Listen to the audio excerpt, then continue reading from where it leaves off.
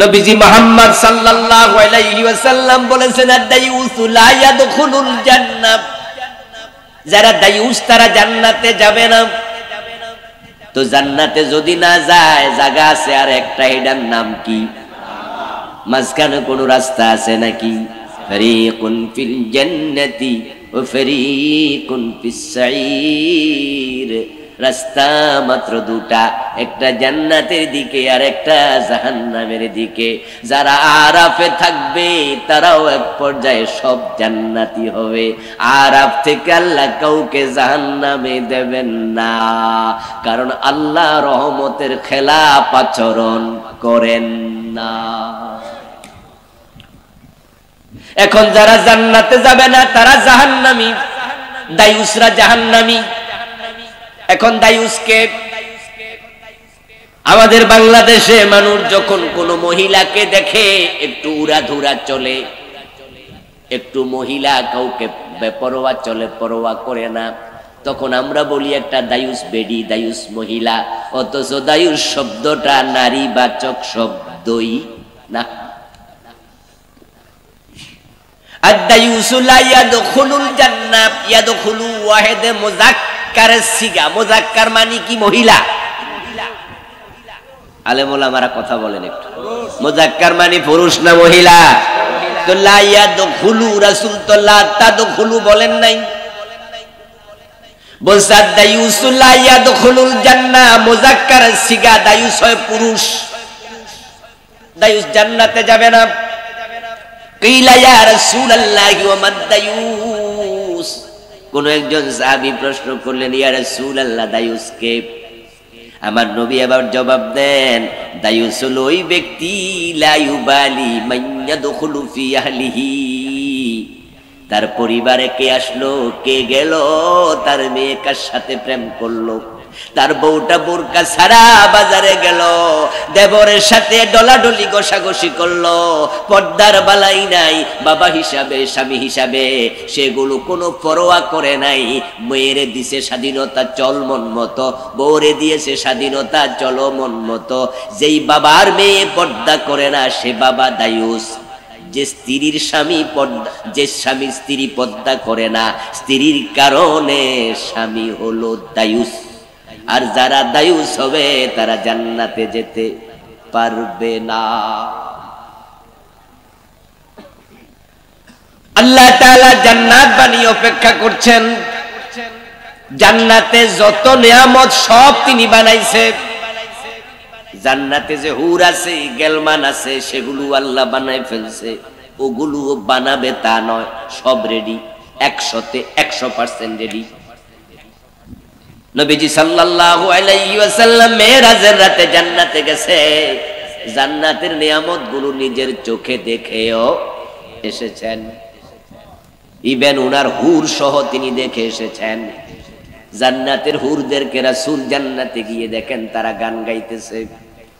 ফেরেশতারা বলল, ইয়া রাসূলুল্লাহ, জান্নাত তো হেঁটে হেঁটে পরিদর্শন করলেন, জান্নাতের প্রাসাদ দেখলেন, তাবু দেখলেন, জান্নাতের নহর দেখলেন, গাছগাছালি দেখলেন, জান্নাতের অবারিত নিয়ামত আপনি নিজে দেখলেন। এখন জান্নাতের তাবুতে আল্লাহ যে পুরুষদের জন্য হুর বানাইছে, আপনি হুর কি দেখবেন না? আমার রাসূল বলেন, কেন নয়, আমাকে সেটাও দেখাও। দেখতে গিয়ে দেখেন হুরেরা দল বেঁধে ইসলামী সঙ্গীত গাচ্ছে। হুরেরা বলতেছেন, নাহনুল খালিদাতু ফালা নামুতু ওয়া নাহনুর রাদিয়াতু ফালা নাসফুতু ওয়া নাহনুন নাইমাতু ফালা নাবআসু তুবা লিমান কানা লানা ওয়া কুন্না লাহু। সুবহানাল্লাহ পড়েন। আমার বন্ধু হুর রেডি, গেলমান রেডি, প্রাসাদ রেডি, সব রেডি, যাওয়ার জন্য রেডি হন। এখন জান্নাতে যেতে হলে রেডি হওয়ার অর্থ কি? জামা কাপড় গাদ দিয়া গোসল টোসল কইরা চুল আশ্রাইবেন, এটা রেডি হওয়া? ওই যে সামনে পরীক্ষা, বাবা ছেলেরা কয়, কিরে পরীক্ষার প্রস্তুতির খবর কি? কয়, জি আব্বা কলম কিনা লাইছি। সাদা কাগজও রেডি, জ্যামিতি বক্স সহ যা দরকার সব রেডি। কয় লেখাপড়ার খবর কি? কয় এটা এখনো শুরু করি নাই।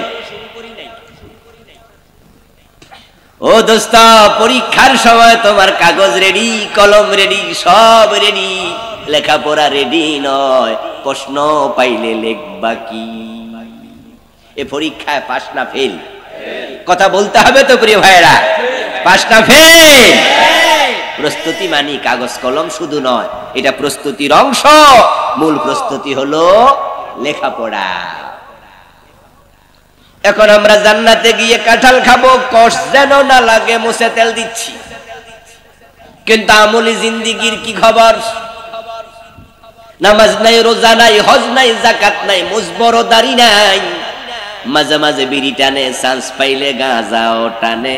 ও বেডা তোরা কান্দে নিয়ে জান্নাতে যাওয়ার জন্য রেডি, গান গাইতেছে, আছেন আমার মুক্তার, আছেন আমার ব্যারিস্টার, শেষ বিচারের হাইকোর্টেতে তিনি আমায় করবেন পার, আমি পাপী তিনি জামিনদার, টুনটুনা টুনটুন। এই জাতীয় গান বাংলাদেশে আসেনি? এই গান গাওয়ার মতো কিছু গায়ক আছে না নাই? ওদের চিন্তা দেখছেননি? চিন্তা হলো আদালতে আখেরাতে আল্লাহ যখন হাকিম হবে, তাদের পীর বাবা জামিনদার হবে। আছেন আমার মুখ জামিনদার, সেই বিচারের হাইকোর্টেতে তিনি আমায় করবেন ফার। দেখছেন প্রস্তুতি? পীর বাবার কাছে মুরিদি। ও দোস্ত, আল্লাহর জান্নাতে যাওয়ার প্রস্তুতি কি জানার প্রয়োজন আছে কিনা? যিনি জান্নাত বানালেন তিনি প্রস্তুতির কথাও জানালেন। সুবহানাল্লাহ। জান্নাতে যাওয়ার জন্য শর্ত হলো দুটা। দুই ধরনের প্রস্তুতি লাগবে। এক নাম্বার হলো ঈমান, দুই নাম্বার হলো নেক আমল। যার ঈমান থাকবে না সে কোনোদিন জান্নাতে যেতে পারবে না। বাংলাদেশে দৈন্যতা সবচেয়ে বেশি যেটার, সেটা হলো ঈমানের। এই দেশে যেটা সবচেয়ে কম, মুসলমানদের কাছে এটার নাম হলো ঈমান। এই দেশের মুসলমানদের কাছে যেটা সবচেয়ে বেশি নাই, এটা হলো ঈমান। এখনো আলহামদুলিল্লাহ নামাজি আছে অনেক, এখনো রোজাওয়ালা অনেক, এখনো হাজি অনেক, কিন্তু এখন ঈমানওয়ালা অনেক, একথা বলার কোন সুযোগই। আলহামদুলিল্লাহ এখনো শুক্রবারে জুমার দিন দেখবেন মসজিদে দোতলা যে মসজিদ আছে ভরে যায়। ঢাকা শহরে গেলে তো 5 তালা মসজিদও ভরে যায়। আমি উত্তর এক মসজিদে জুমা পড়াই, 2 জুমা, 5 তলা মসজিদ আমার। ওখানে 12:30 থেকে ফোনে 1টার ভিতরে 5 তলা ক্লোজ। তারপরে এবার রাস্তা দাঁড়াইতে দাঁড়াইতে চলে যায় আধা মাইল দূর পর্যন্ত। বাইতুল মুকাররমে গেলে দেখবেন দক্ষিণ গেট, উত্তর গেট, রোদের মাঝে মানুষ নামাজ পড়ে। নামাজির অভাব নাই আলহামদুলিল্লাহ। রমাদানে রোজাওয়ালাও অভাব হয় না। আর বাংলাদেশে হজের সময় কোটা পায় 1,10,000 20,000, আর হাজি লাইনে থাকে আরো বেশি। ইদানিং টাকাটা বেশি বাড়াইছে, যার কারণে একটু ঝামেলা। কিন্তু আমরা আগে দেখছি কোটা পূরণের জন্য 2 বছর আগে রেজিস্ট্রেশন করা লাগতো, না হয় লাইনে পায়। এই হাজিদের মাঝে বেঈমানের অভাব নাই, এই নামাজিদের মাঝে মুশরিকের অভাব নাই, এই রোজাওয়ালার মাঝে কাফেরের অভাব নাই। যেই বেটা মুশরিক, যে বেটা কাফের, তার ঈমান আছে না গেছে? নবীজি মুহাম্মদ সাল্লাল্লাহু আলাইহি ওয়াসাল্লাম 1450 বছর আগে বলে গেছেন, ইয়াতি আলান নাসি জামানুন ইয়াজতামিউনা ফিল মাসাজিদি লাইসা ফীহিম মুমিনুন। এমন একটা জামানা আসবে যে জামানার মানুষগুলো মসজিদে জামাতের সাথে নামাজ পড়বে, কিন্তু একজনেরও ঈমান থাকবে না।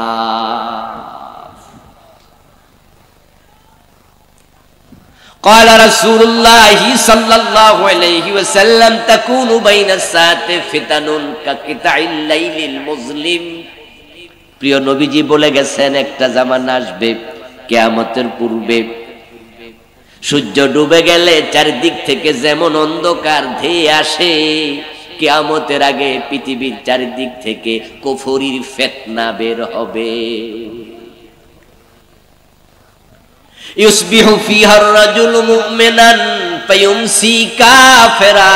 ওই জামানায় যারা মুমিন থাকবে তারা সন্ধ্যা বেলায় মুমিন, সকাল বেলায় কাফের হয়ে যাবে। সকাল বেলায় মুমিন, সন্ধ্যা বেলায় কাফের হয়ে যাবে। কি পরিমাণ লোক যে কাফের হবে কল্পনাতীত। আমার দোস্ত, ঈমান হলো জান্নাতে যাওয়ার এক নাম্বার শর্ত। যদি সেই ঈমান বাঁচাতে চান, তিনটা অপরাধ থেকে নিজেকে মুক্ত রাখুন। সিরিয়াসলি আওয়াজটাকে নেন, সিরিয়াসলি নেন আলোচনাকে। তিনটা অপরাধ করলে ঈমান বাঁচে না, ঈমান মরে যায়। এক নাম্বার অপরাধের নাম কুফর, দুই নাম্বার অপরাধের নাম শিরিক, তিন নাম্বার অপরাধের নাম নিফাক। এই তিনটার সাথে জড়িত হবে যে কাফের হবে, সে বেঈমান হবে। সে বাংলাদেশে তিনটা বন্যার পানির চেয়ে আরো বেশি জোরে গতিতে চলছে। আহারে কুফরি, আহারে কুফরি, কি পরিমাণ মানুষ কাফের। কিছুক্ষণ আগে ফখরুদ্দিন ভাই ধর্ম নিরপেক্ষ মতবাদ নিয়ে কথা বলছে না যে ওদেরকে ভোট দিয়েন না। ও দোস্ত, উনি কেন বলেছে?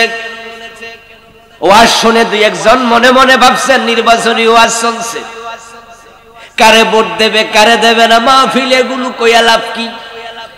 ও দোস্ত, কারণ হলো যারা ধর্ম নিরপেক্ষ মতবাদ অন্তর থেকে লালন করে, আল্লাহর কসম তারা সবগুলো কাফের।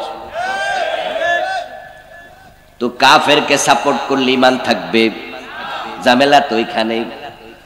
ভোট শব্দের অর্থ কি? মতামত। ভোট মানি সাপোর্ট। তো যে ধর্ম নিরপেক্ষ, আপনি যদি তাকে সাপোর্ট করেন তাহলে প্রমাণ হলো আপনিও ধর্ম নিরপেক্ষ। যে ধর্মের পক্ষে থাকে না তার ঈমান থাকবে না। ধর্মের ব্যাপারে নিরপেক্ষ থাকার কোনো সুযোগ নাই। আপনারা আজকের মাহফিলে যারা আছেন, আপনারা কি ধর্মের পক্ষের লোক নাকি অন্য কিছু? ধর্মের পক্ষে সবাই? ধর্মের পক্ষে যদি কেউ না থাকে তাহলে বিপক্ষে না? পক্ষে না তো বিপক্ষে। নিরপেক্ষ কোনো শব্দই তো নাই। এটা তো একটা মিথ্যা কথা, ধোঁকাবাজি কথা। কোরআন মাজিদ আল্লাহ তাআলা বলেছেন পক্ষ দুটি, লাকুম দীনুকুম। পরেরটা কি বলেন না? সবাই তো পারেন। পক্ষ হলো দুটা, লাকুম দীনুকুম, তোমাদের জন্য তোমাদের ধর্ম। এবার চলে গেল যারা বাহিরে সব। এবার দ্বিতীয় পক্ষ হলো ওয়ালিয়া দ্বীন, আমার ধর্ম আমার জন্য। সুবহানাল্লাহ। তোমাদের ধর্ম তোমাদের, আমার ধর্ম আমার। তাহলে দল কয়টা হলো? মাঝামাঝি কোন দল?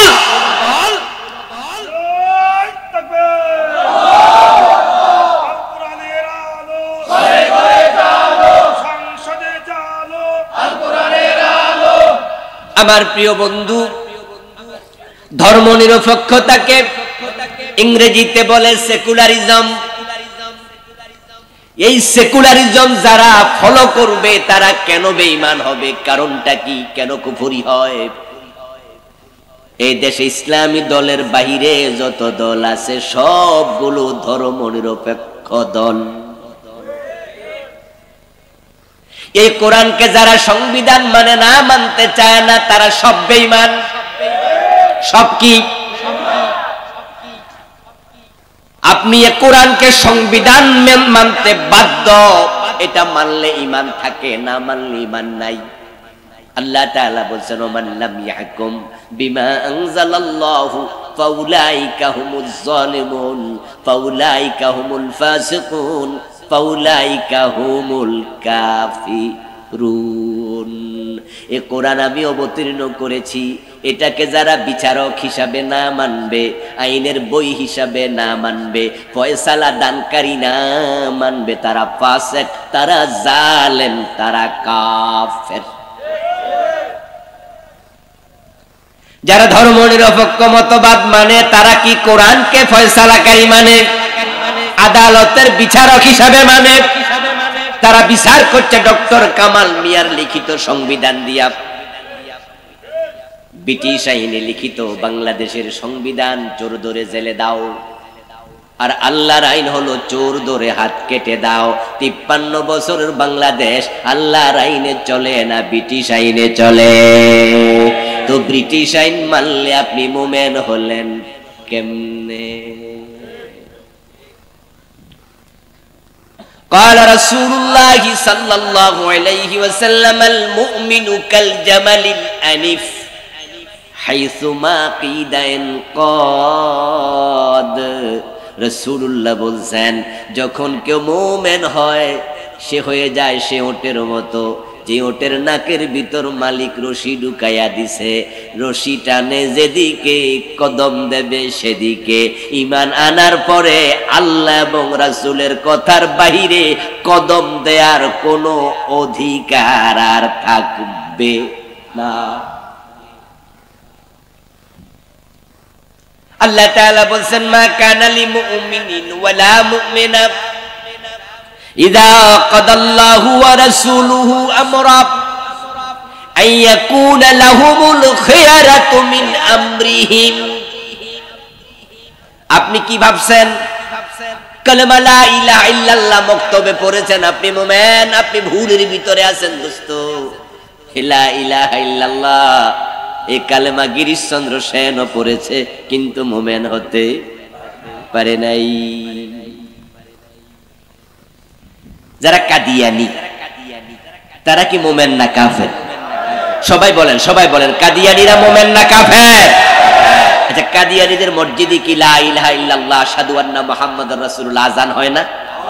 তো কাদিয়ানি যে মুয়াজ্জিন হে তো লা ইলাহা ইল্লাল্লাহ আযানই দেয়, এ কাফের কেমন? দিনে 5 বার আযান দেয়। লা ইলাহা ইল্লাল্লাহ মুহাম্মাদুর রাসূলুল্লাহ এটা পড়লে যদি মুমিন হয়, গিরিশচন্দ্র সেন কেন কাফের? এ কোরআন যখন বঙ্গানুবাদ করে ভাই গিরিশচন্দ্র সেন, লা ইলাহা ইল্লাল্লাহ কালেমা কি পড়ে নাই, বলে নাই, লিখে নাই, গবেষণা করে নাই? তো মুমিন নয় কেন? কারণ এই কালেমা লালন অন্তরে করতো না, শুধু মুখে পড়ছে। মদিনায় যে সমস্ত লোক রাসূলুল্লাহ সাল্লাল্লাহু আলাইহি ওয়াসাল্লামের হাতে হাত রেখে কালেমা পড়েছিল, তাদের মাঝে একজনের নাম ছিল আব্দুল্লাহ ইবনে উবাই। নবীর হাতে কালেমা পড়লো, কিন্তু সে মুনাফিকদের সরদার, তার অবস্থান হবে জাহান্নামে সবার নিচে। অথচ কালেমা পড়েছে বিশ্ব নবীর হাতে। কালেমা পড়লে মুমিন নয়। তবে হ্যাঁ, মুমিন হওয়ার জন্য কালেমা পড়তেই হবে। ও প্রিয় ভাই, আপনি ঈমান আনার পরে আমার আল্লাহ বলছে, মা কানা লিল মুমিনিন ওয়ালা মুমিনা ইযা কাদাল্লাহু ওয়া রাসূলুহু আমরা আন ইয়াকুনা লাহুমুল খিয়ারাতু মিন আমরিহিম। ঈমান যখন এনেছো, নারী হওয়ার পুরুষ হও, ঈমান আনার পরে আল্লাহ এবং রাসূল যা ফয়সালা দেয়, যে আইন জানায়, সে ব্যাপারে মানবো কি মানবো না এই চিন্তা করার অধিকার তোমার নাই। বরং আইয়াকুলু সামিনা ওয়া আতানা, কথা শুধু একটা, শুনলাম আর মানলাম, শুনলাম আর মানলাম। শুনতে দেরি, মানতে দেরি করবা, ঈমান থাকবে না। তিনটা কাজ করলে ঈমান থাকে না। জান্নাতে যাওয়ার প্রথম শর্ত ঈমান। কুফর, সেকুলারিজম কুফর। কি কি কাজ কুফর? আমি এ নিয়ে বই লিখছি, আমার বই লিখা 8টা বই আছে আলহামদুলিল্লাহ। তার মাঝে একটা বই আছে ঈমান, কুফর ও নিফাক। এর মাঝে আমি 56টা কুফরি লিখছি। বাংলাদেশে চলমান যতটুকু আমি জানি, আমার যা জানা নাই তা তো আর লিখতে পারবো না, হয়তো আরো বেশি আছে। তার মাঝে সেকুলারিজম একটা, এই বইটা আমি লিখেছি। সেকুলারিজম কি? সেকুলারিজম এটার সংজ্ঞা কেমব্রিজ নামক বিশ্ববিখ্যাত ডিকশনারিতে যা দেয়া হয়েছে সেটা হচ্ছে the believe that religion should not be involve with any ordinary political and social activities of a country। Bangla অর্থ কি? বাংলা অর্থ শুনলে বুঝবেন যে এটা কুফরি। হয়তো আপনি বুঝেনি না কিন্তু ভোট দিচ্ছেন, হয়তো বুঝেনি না বলছেন আমি ধর্মনিরপেক্ষতাবাদী, এটা যে কুফরি। বাংলা অর্থ হচ্ছে এটা একটি বিশ্বাসের নাম, যে বিশ্বাসের মূল বাণী হচ্ছে ধর্ম সামাজিক এবং রাজনৈতিক জীবনে কোনো প্রভাব ফেলবে না। রাজনৈতিক জীবন, সামাজিক জীবন ধর্মের বাহিরে থাকবে। আচ্ছা, ধর্মের বাহিরে জীবনের একটা অংশ থাকতে পারবে? একটা সুন থাকতে পারবে?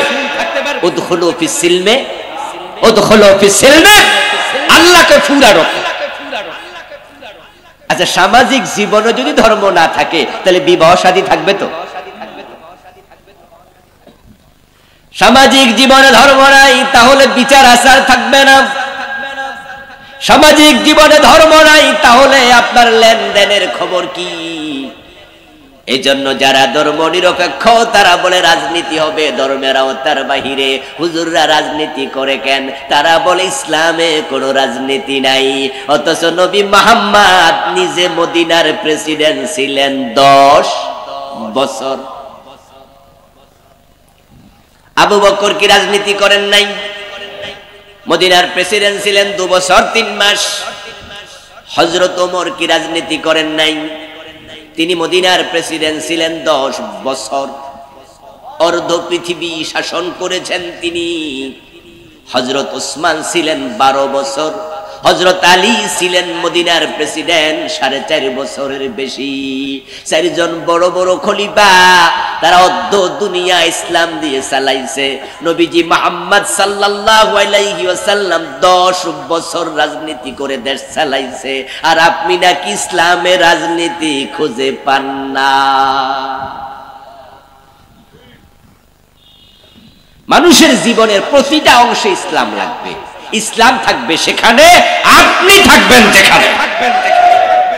আচ্ছা, আমরা যখন টয়লেটে যাই ইসলামের আইন সেখানে আছে না নাই? কথা বলতে হবে, আছে না নাই? আচ্ছা, আমরা যখন ঘুমাতে যাই ইসলামের আইন আছে না নাই? আমরা যখন থুতু ফেলি কিভাবে ফেলতে হবে ইসলামে সেটাও আছে না নাই? Islam is a complete code of life. আল-ইয়াওমা আকমালতু লাকুম দীনাকুম। ধর্ম নিরপেক্ষতা বলে না রাজনৈতিক জীবন, সামাজিক জীবনে ধর্ম থাকবে না। ধর্ম হইল ব্যক্তিগত ব্যাপার। নাউজুবিল্লাহ পড়েন। আমার দোস্ত, মানুষ কুফরি করে, কথায় কথায় মানুষ কুফরি করে। কয়েকদিন আগে তো কুফরি বাংলাদেশের শিক্ষা সিলেবাসের ভিতরে ঢুকাই দিছে।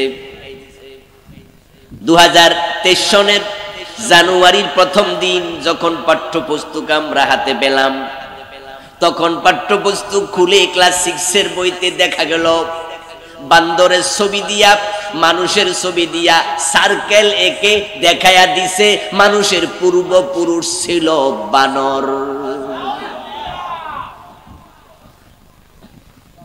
এই খবর কি আপনারা শুনেছিলেন? জানেন তো? জানেন তো?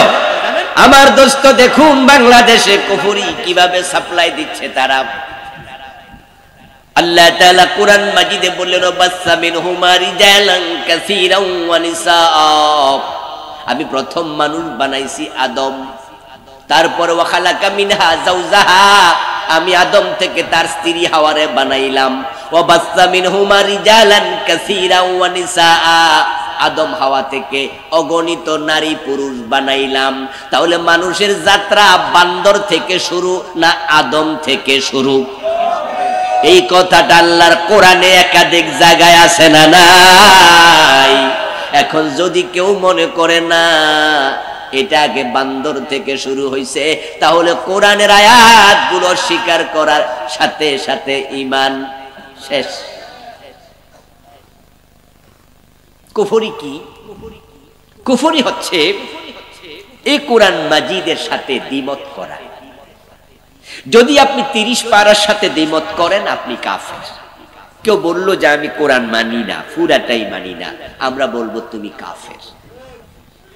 কেউ যদি বলে আমি 15 পারা মানি আর 15 পারা মানি না, আমরা বলবো তুমিও কাফের। যদি কেউ বলে 29 পারা মানি 1 পারা মানি না, ফতুয়া কি তুমিও? কেউ যদি বলে 113 সূরা মানি 1 সূরা মানি না, ফতুয়া তুমিও? কেউ যদি বলে সব মানি 1 অক্ষর মানি না, ফতুয়া একই, সেও হবে কাফের। বিসমিল্লাহর বা থেকে মিনাল জিন্নাতি ওয়ান নাসের সিন পর্যন্ত এ কোরআনে যা আছে সবটা একসাথে মেনে নেয়ার নাম ঈমান। তার বিপরীত সামান্য চিন্তা উল্টা করার নামই হলো কুফর।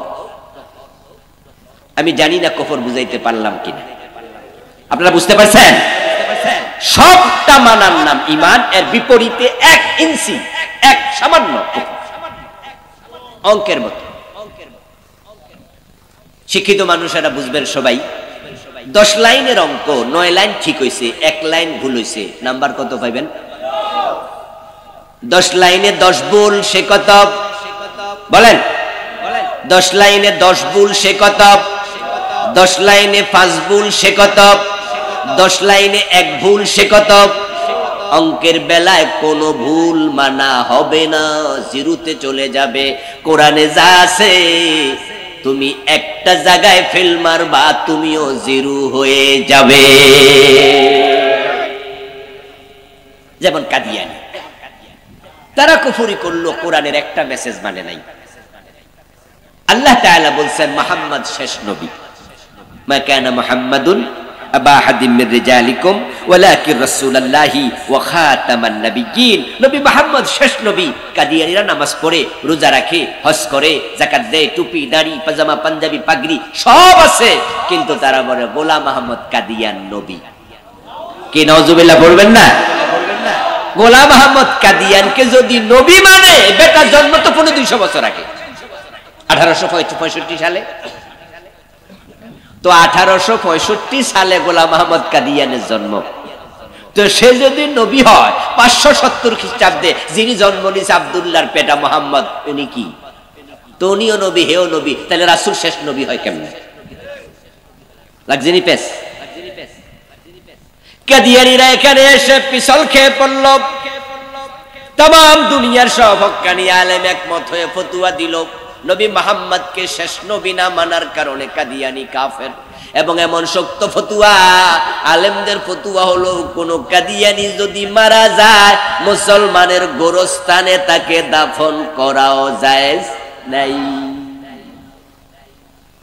কাদিয়ানীদের সাথে বিবাহ শাদী হারাম, কারণ তারা তো মুমিনই না, বিয়ে হবে না, বাচ্চা হলে জারজ হবে। ও দোস্ত, কাদিয়ানী আল্লাহর মেসেজ মানলো না একটা। এই আয়াতে কারিমার মাঝে 4টি অক্ষর তারা অস্বীকার করে, খা আলিফ তা মিম, খাতামান নাবিয়্যিন, শেষ নবী।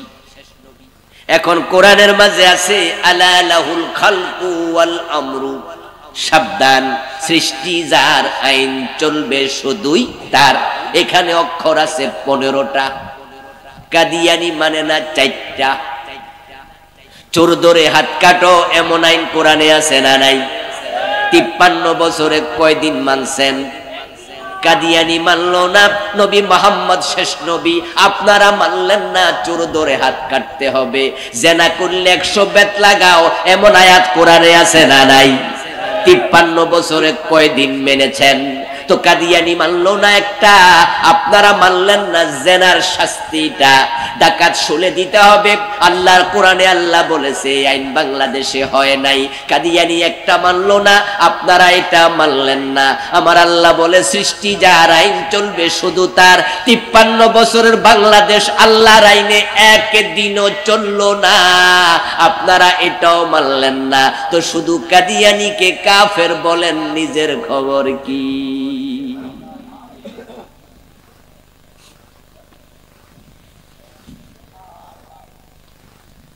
ইবলিস শয়তানকে ঘুম থেকে উঠেই আমরা গালি গালাজ শুরু করি। ওযু করে নামাজে দাঁড়িয়ে আউযু বিল্লাহি মিনাশ শাইতানির রাজিম, ও আল্লাহ তোমার কাছে অভিশপ্ত অভিশপ্ত শয়তান থেকে ফানা চাই। রাজিম মানে অভিশপ্ত। এরে আপনি গালি দিয়া দিলেন, সে অভিশপ্ত শয়তান, তার থেকে আল্লাহ তোমার কাছে ফানা চাই। শয়তান পাশে দাঁড়াইয়া বলে, আমারে গাইল্লায় কেডারে, আমি অভিশপ্ত বললি কেন? আমি আল্লাহর একটা আইন মানি নাই তাই বুঝি। আদম রে সেজদা দিতে বলেছিল, আমি মানি নাই, তাই আমার অভিশপ্ত বলে তুই গালি দিলি। আর কোরআনের ডজন ডজন আয়াত তুই মানস না, একটা না মানলে যদি অভিশপ্ত হয় তোর খবর কি?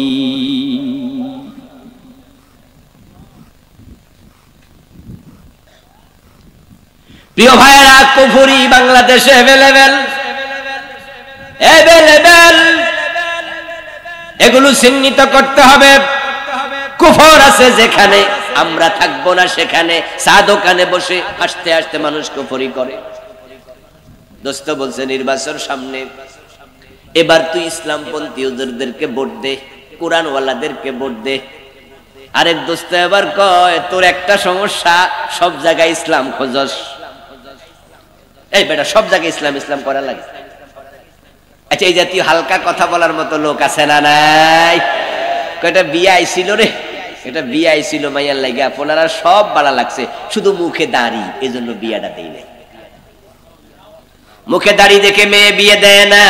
সুন্দরী মেয়ে, মুসলমানের কন্যা, স্বামীর মুখে দাড়ি তাই পছন্দ করে না, রিজেক্ট করে দিছে, এমন ঘটনা আছে না নাই? ডাইরেক্ট কুফরি।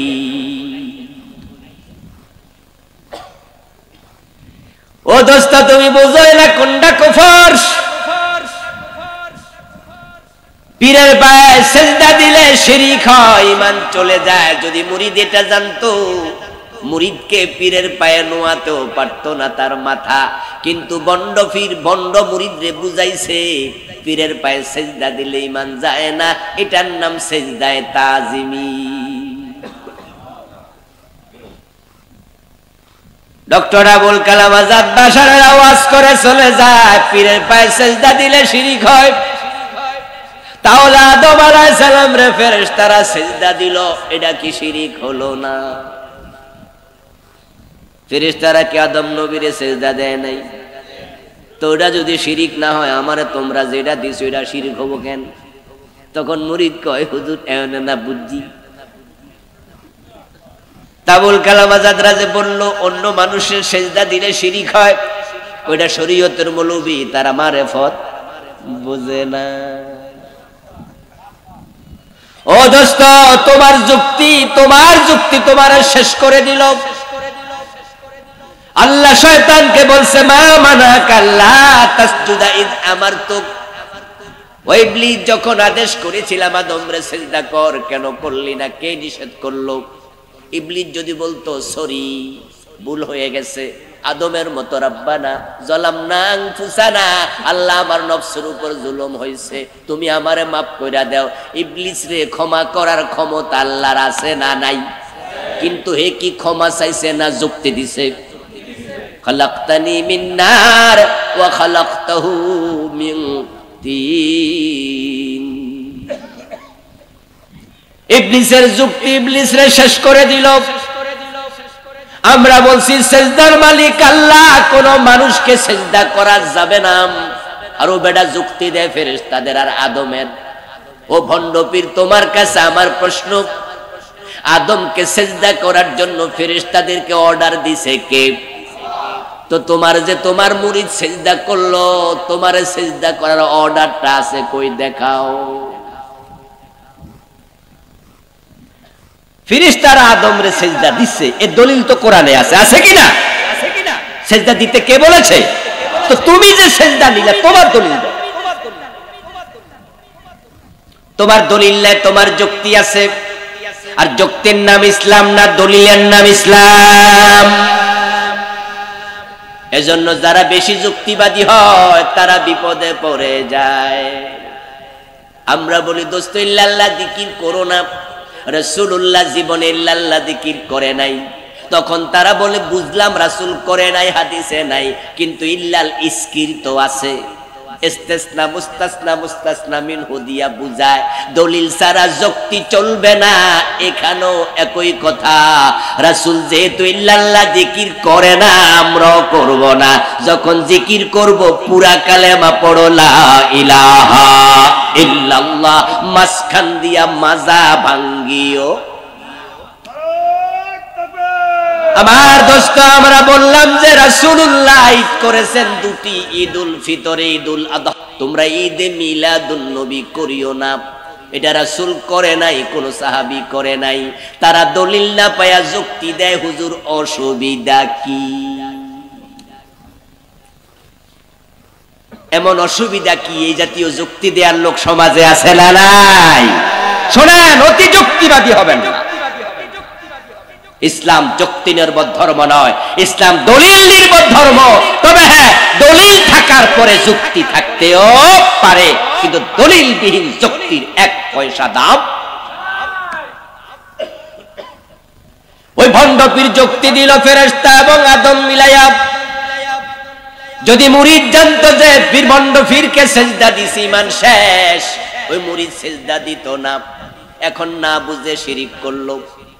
পীরের কাছে সন্তান চাইলে ঈমান চলে যায়, এটা বুঝলে ঈমানটা বিক্রি করতো না। পীরের কাছে সন্তান চাইতো না।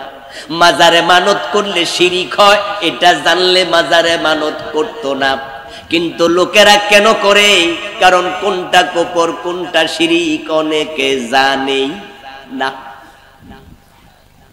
আচ্ছা, আপনাদের কাছে আমি একটা প্রশ্ন করি, ভাইয়েরা জবাব দিন তো। না যাই না বিষ খাইলে অসুবিধা আছে কিনা? অসুবিধা আছে? আপনি ভাবছেন শরবত, আসলে শরবত না, এটা বিষ ছিল। তা আপনি ডক ডক করে শরবত মনে করেই খাইলেন, আর কি কিছু হইব না? আল্লাহর সামনে হাজির হয়ে বলবেন যে আল্লাহ এটা শিরিক, এটা কুফর, আমি জানি না। আল্লাহ বলবে, বান্দা তাই বুঝি তুমি জানতা না, বেহেশতে ঢুকে যাও, এত সোজা। বরং আল্লাহ তাআলা প্রশ্ন করবেন, এলেম শিখা নফল না ফরজ? তো তুই কেন শিখলি না? ও দোস্ত, কুফরি চলছে এভেলেবেল, হাসতে হাসতে কুফর করলেন কেমনে? ওই যে দোস্ত বলছিল আগামী নির্বাচন ইসলাম ওলারে ভোট দে, আর আপনি বললেন তোর একটা সমস্যা, সব জায়গায় ইসলাম খোঁজস। এই কথাটা কুফর। কুফর মানে হলো কোরআনের উল্টা চিন্তা। সব জায়গায় ইসলাম লাগবে, এটাই তো কোরআনের আদেশ।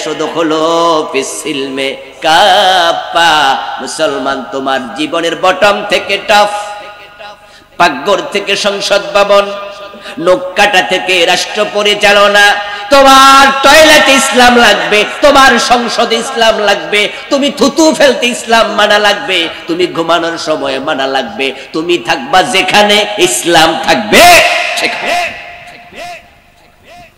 ইসলাম হচ্ছে লাইফ প্রেসক্রিপশন, এটা জীবন বিধান।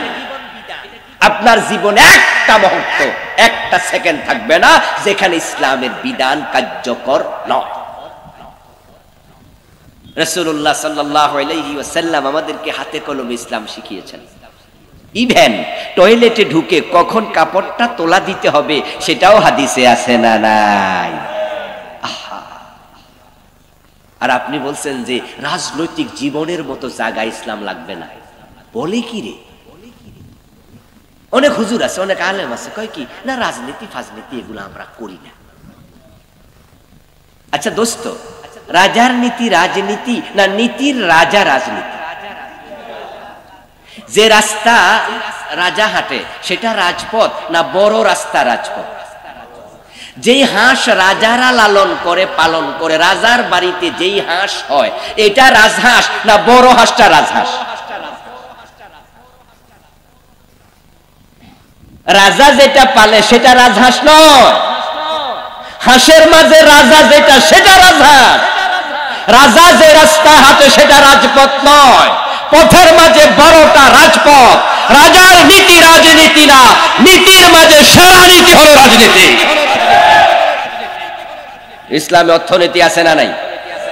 শিক্ষানীতি আছে না নাই? সমাজনীতি আছে না নাই?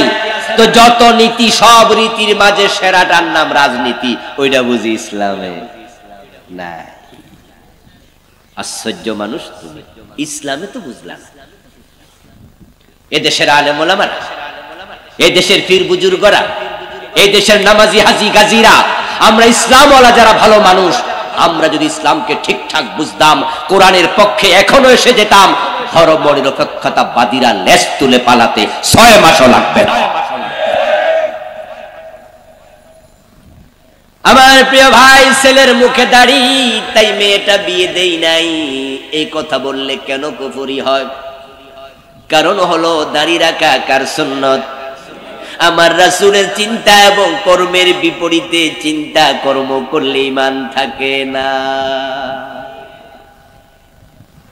দাড়ি কামাইলে ঈমান যায় না, এটা গুনাহ, এটা সুন্নাহর খেলাফ হয়। কিন্তু দাড়িকে নেগলেক্ট করলে ঈমান চলে যায়। কথা বুঝছেন? আবার বলছি, যেমন আমার মাথায় এখন টুপি খুলে ফেলছি, ঈমান চলে যাবে না, কোনো গুনাহ হবে না, এটা সুন্নাহ। দিলে সওয়াব আছে, না দিলে গুনাহ নাই। কিন্তু যদি টুপিকে কেউ অপছন্দ করে, ঈমান থাকবে না। এখন আমাদের দেশে দাড়ি থাকার কারণে চাকরি দেয় না এমন অফিসার আছে কিনা? বরং আমি দেখেছি অফিসের সাইনবোর্ডের আপনার লাগাই দিছে, সার্কুলার দিছে, তাদের অফিসে যারা চাকরি করবে তারা দাড়ি কামাতে হবে। নাউযুবিল্লাহ। আমাদের পুলিশে, আমাদের সেনাবাহিনীতে যে সমস্ত জওয়ানরা চাকরি নেয়, শুরুতে যদি দাড়ি না থাকে, কথা বুঝেন, একবারে চাকরি নেয়ার সময় দাড়ি ছিল, তাহলে ভিন্ন আইন। আপনাকে রিক্রুট যখন করবে তখন অফিসাররা দাড়ি সহ রিক্রুট করেছে, এজন্য আইন হচ্ছে আপনি দাড়ি রাখেন। কিন্তু যদি আপনার শুরুতে দাড়ি না থাকে, তাহলে আপনি দাড়ি রাখলে অনুমতি নিতে হবে। আচ্ছা, রাসূলের সুন্নাহ পালন করতে কিসের অনুমতি? এটা ব্রিটিশদের আইন, এটা ব্রিটিশরা করে গেছে। আর ব্রিটিশরা কি ইসলামের পক্ষে না বিপক্ষে ছিল? আমি আশ্চর্য হই, 1947 ব্রিটিশরা পালিয়ে গেল, ব্রিটিশদের রেখে যাওয়া আইন এখনো কেন লালন করতে হবে? 1757 খ্রিস্টাব্দে ফরাসি আমর কানুনে নবাব সিরাজউদ্দৌলার পতনের মাধ্যমে দেশের স্বাধীনতার সূর্য মুসলমানের হাত থেকে চিন্তাই হয়ে গেল, ডুবে গেল।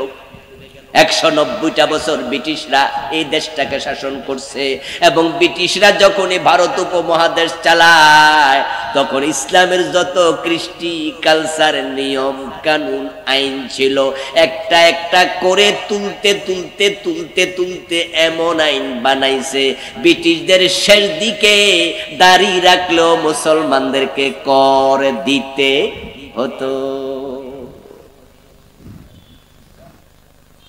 মুসলমানরা দাড়ি পর্যন্ত রাখতে পারত না, কারণ কর দিতে হতো। এবং হিন্দু কিছু জমিদার ছিল যাদের উপর ইংরেজরা ভর করে তাদের শাসন চালাচ্ছিল, যেমন আমাদের রবীন্দ্রনাথ ঠাকুর, নাম শুনছেন না? এই মিয়া জমিদার ছিল, জমিদারের সন্তান। ওরা আমাদের দেশে লাল ছড়ি ঘুরাইছে।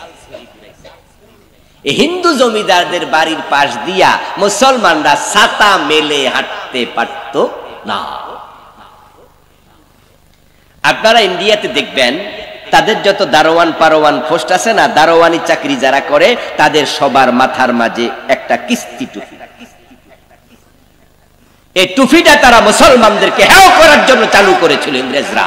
তাই যারা নিম্ন পোস্ট আছে, ওই পোস্টওয়ালাদের মাথায় টুপি ঢুকাই দিচ্ছে। আর যারা ইসলামওয়ালা দাড়ি কামাইতে বাধ্য করেছে।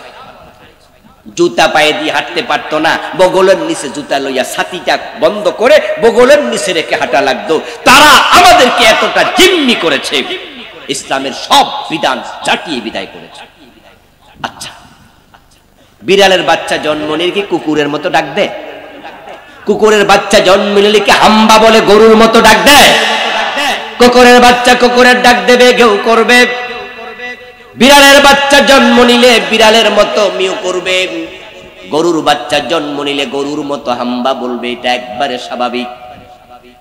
খ্রিস্টানরা যখন ক্ষমতায় এসে গেল 1757 খ্রিস্টাব্দে, তারা যেহেতু কোরআন বিরোধী, হাদিস বিরোধী, তাই ক্ষমতা পাওয়ার পরে তারা কোরআনের আইন বাদ দেবে, এটাও স্বাভাবিক। কিন্তু অস্বাভাবিক হলো 1947-এ মুসলমানরা আইন হাতে পাওয়ার পরও খ্রিস্টানরা তাদের খ্রিস্টানি আইন চালাতে পারে, মুসলমানরা কোরআনের আইন চালাতে পারল না। আফসোস করা উচিত, আফসোস করা। অথচ দেশটা যখন স্বাধীন হয় তখন পাকিস্তান হিসাবে স্বাধীন হয়েছিল। মুসলমানের জন্য রাষ্ট্র আলাদা, হিন্দুদের জন্য আলাদা, হিন্দুদেরটা হিন্দুস্তান, মুসলমানেরটা পাকিস্তান। পাকিস্তান হলো, ইসলাম কিন্তু আসলো না। আমাদের নেতৃত্বের দুর্বলতা। তারপর 1971 সনে আমরা আবার স্বাধীন হলাম। 71-এর পর থেকে এখন 2024 সাল চলছে। 53 বছরে কোন একজন হিন্দু প্রধানমন্ত্রী হয়নি, আলহামদুলিল্লাহ। কোন খ্রিস্টান প্রধানমন্ত্রী হয়নি, কোন ইহুদি প্রধানমন্ত্রী হয়নি। সবগুলো প্রধানমন্ত্রী মুসলিম, সবগুলো প্রেসিডেন্ট মুসলিম, সবগুলো আইনমন্ত্রী মুসলিম। কিন্তু সংবিধানে খ্রিস্টানদের আইন, ব্রিটিশদের আইন রয়ে গেল। তারা ইসলামের পক্ষে কোনো আইন পাশ করলো না। এটা নেতৃত্বের ব্যর্থতা। তাই নেতৃত্ব পরিবর্তন আনতেই হবে। 2024-এর 5ই আগস্টে আল্লাহ সুযোগ দিয়েছে। এবার যদি শুরু হয়ে যায় আন্দোলন, ইনশাআল্লাহ হতে পারে আল্লাহর কোরআন এবারই সংসদে ঢুকবে।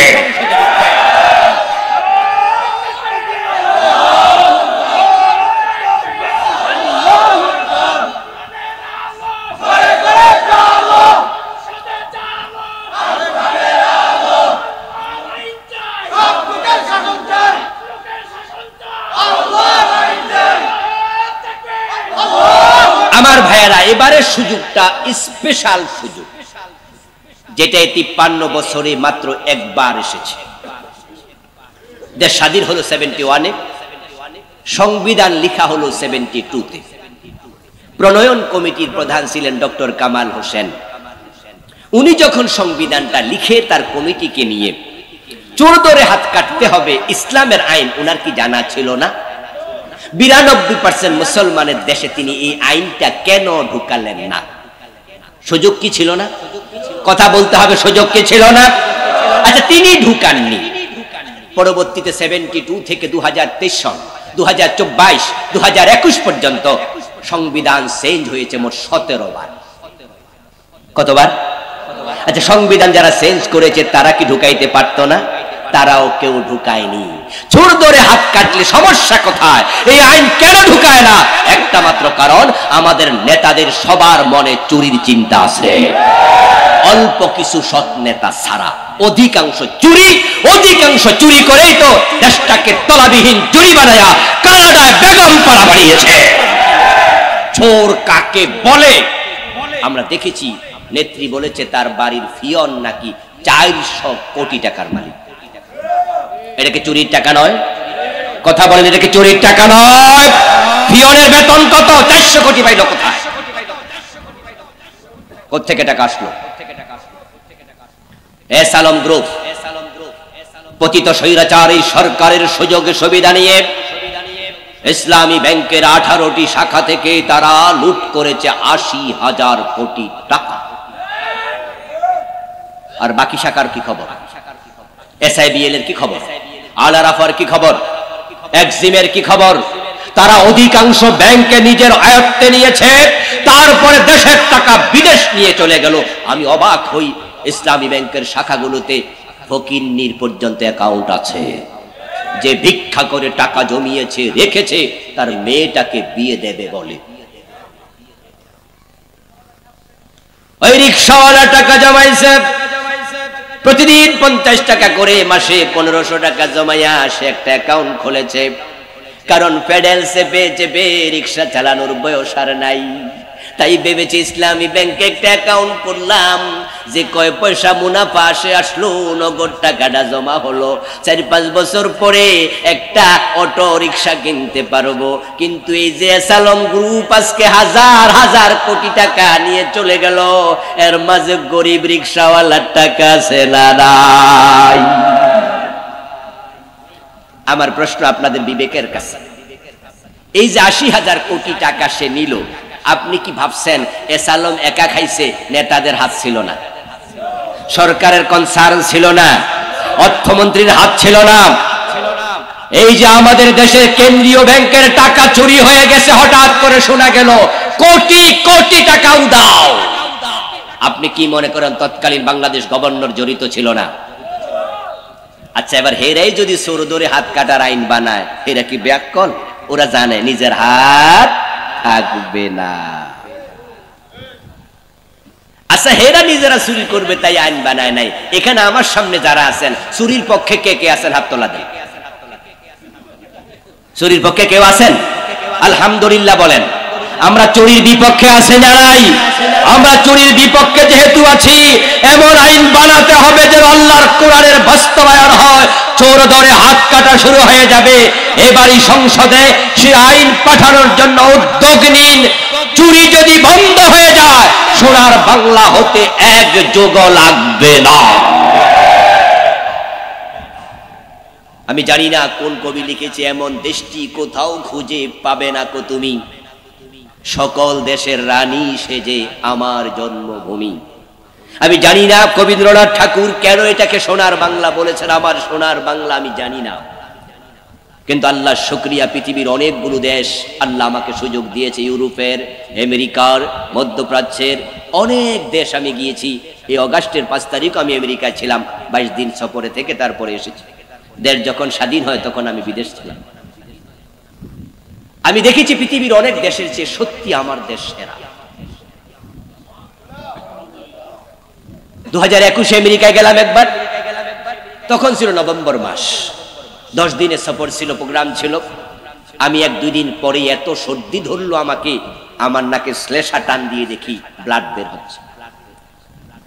আমি তখন বাংলাদেশি আমার ভাইদেরকে বললাম, ভাই এত শীত আপনারা সহ্য করেন কেমনে? তখন আমার বাংলাদেশি এক ভাই বলে, হুজুর শীত তো এখন আসেই নাই। শীত কারে কয় আপনি দেখবেন যদি আপনি ডিসেম্বরের 15 তারিখের দিকে থাকেন। আমি কই আল্লাহ যেন আমার ওই পর্যন্ত এখানে না রাখে। টেম্পারেচার ছিল তখন 5 থেকে 6। ওনারা বলতেছে যখন এটা -6-এ যাবে তখন বুঝবেন বরফ পরে, বুঝবেন ঠেলা কারে কয়। 2 ফিট 3 ফিট উঁচু বরফ হয়ে যাবে। মাইনাস থুতু ফেলবেন, থুতুটা কয়েক মিনিটের ব্যবধানে বরফ হয়ে যাবে।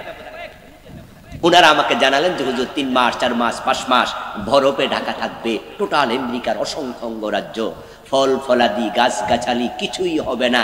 এই গাছগুলো যা দেখছেন সব পাতাবিহীন হয়ে যাবে। 5 মাস 4 মাস ফল নাই, ফসল নাই, বরফ আর বরফ। ওই আমেরিকা পৃথিবীর সেরা ধনী হয়ে যেতে পারে, আর আমার বাংলাদেশে 12 মাস ফসল ফলে। কি আবহাওয়া, কি মাটি! সুবহানাল্লাহি ওয়া বিহামদিহি। আম খেয়ে তারপরে বিচিটা ফেলে দিয়ে আমরা চলে যাই। কয়দিন পরে দেখা যায় বিচি নিজে নিজে আম গাছ হইয়া বড় হইয়া 3 বছর পরে আম ধরা শুরু হয়ে যায়। এখানে দুবাই গেছেন, সৌদি আরব গেছেন, এমন মানুষ তো অভাব নাই। ও দেশে দেখবেন যে গাছ যতগুলো আছে প্রায় গাছগুলোর তলায় দেখবেন যে পানির নল। সকালে একবার পানি দেয়, বিকালে আরেকবার পানি দেয়। একটা গাছ বাঁচাইয়া রাখতে কত টাকা খরচ, আর আমার দেশে কত গাছ, কোনো খরচ লাগে না। লাউ যদি পচে যায়, ওই পচা লাউ পাখি খায়, পাখি খেয়া অন্য কোথাও মল ত্যাগ করে, সেখান থেকে বিচি দিয়ে আবার গাছ হইয়া লাউ ধরে। কি এক দেশ! আর এই দেশ 50-53 বছরে তলাবিহীন চুরি কেন হবে? চরিত্রহীন নেতাদের কারণে। মালয়েশিয়ার মাহাতির মোহাম্মদ কয়দিন আগে মারা গেছে। তাদের স্বাধীনতা আমাদের মাত্র 10 থেকে 12 বছর আগে। মালয়েশিয়া আমি গিয়েছি অনেক আগে, 2007-8-এর দিকে। মালয়েশিয়া গিয়ে সেখানে 50 তলা বিল্ডিং আমি গুনতে চেয়েছিলাম কুয়ালালামপুরে যে কেমন আছে। কি গুনবো, শত 50 তলা বিল্ডিং। টুইন টাওয়ারের পাশে গিয়ে আমি ছাদ দেখতে চাইলাম। আমার বাঙালি এক ভাই বলে, হুজুর টুপি হাতে নেন না, টুপি বেড়ে যাবে। এত উঁচু বিল্ডিং সেখানে আছে, বাংলাদেশে 50 তলা বিল্ডিং একটাও নাই। তারা এত আগাইতে পারলে আমরা কেন পিছিয়ে আছি? মাহাতিরের মতো নেতা আমরা পাই নাই, আমরা পেয়েছি চোর ডাকাত বাটপার সিটার।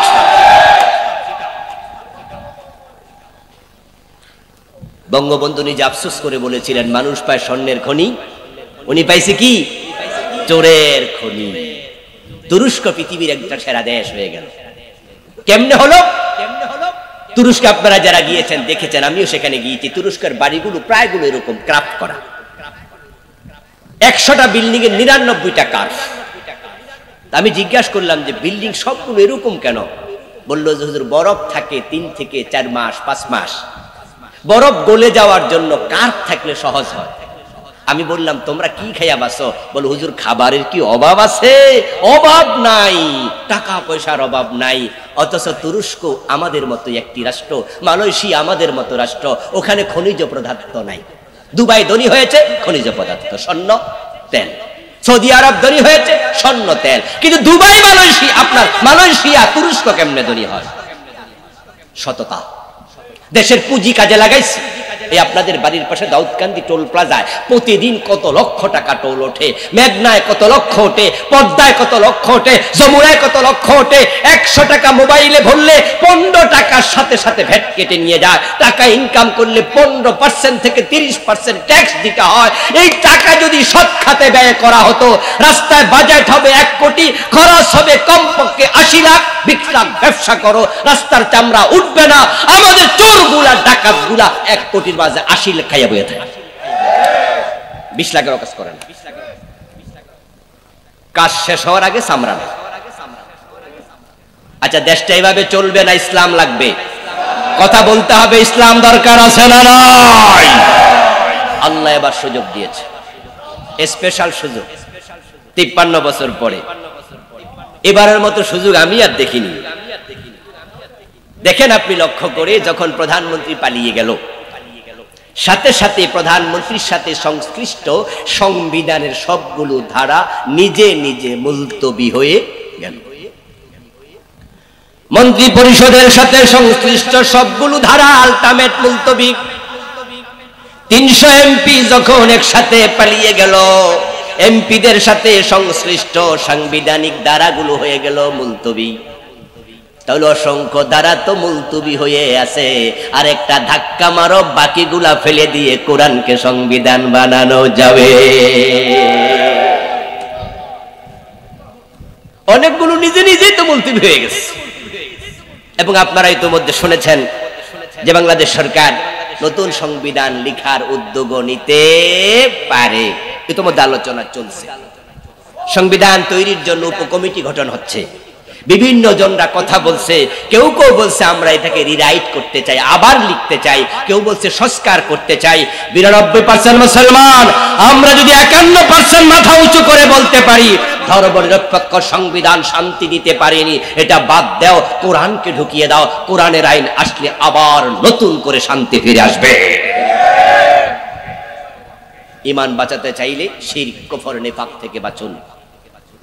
নেক আমল নিয়ে 1-2 মিনিট কথা বলে শেষ করছি। নেক আমল বাঁচাতে চাইলে 2টি কাজ পরিহার করুন। হারাম খাওয়া বন্ধ করুন, বেদাত পরিত্যাগ করুন। বাংলাদেশে বেদাত আছে না নাই?